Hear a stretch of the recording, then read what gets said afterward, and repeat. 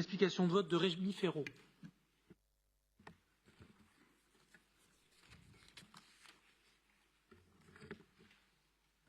Merci, Monsieur le maire. Nous le disons à chaque Conseil de Paris, en matière de défense des droits humains, notre ville a un rôle, une responsabilité. C'est ce qui nous conduit à ce débat aujourd'hui. Et c'est parce que nous sommes fermement attachés à rendre effectifs les droits humains fondamentaux, parce que nous leur donnons une dimension universelle que l'exécutif nous présente aujourd'hui ce vœu.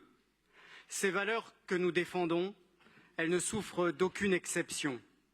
Nous le savons, la situation des civils, enfants, femmes, hommes vivant à Gaza est dramatique et elle se détériore encore avec l'intervention militaire israélienne à Rafah, comme l'attestent les associations humanitaires et tous les observateurs présents sur place.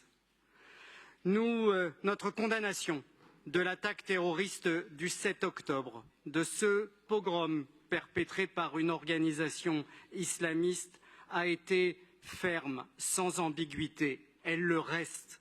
C'est le Hamas qui a déclenché ce conflit et rien ne peut le justifier.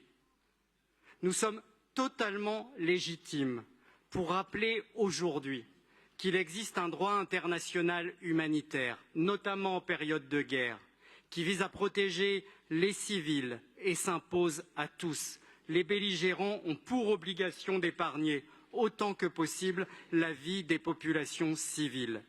Ce vœu réitère donc avec force l'exigence d'une libération immédiate des otages détenus par le Hamas.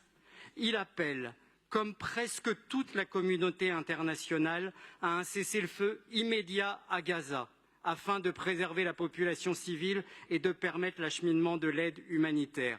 Et nous devons aussi continuer à apporter notre soutien aux forces progressistes, israéliennes comme palestiniennes, qui continuent courageusement à défendre le respect, le dialogue pour une solution de paix durable. Car réaffirmons-le clairement, la seule solution à ce conflit consiste en la reconnaissance de deux États souverains vivant côte à côte en paix et en sécurité. C'est aussi l'objet de ce vœu. Même si cette perspective n'a jamais paru aussi lointaine, elle reste incontournable et indispensable. C'est donc en responsabilité et aussi avec gravité que les élus du groupe Paris en commun voteront le vœu présenté par l'exécutif. Je vous remercie.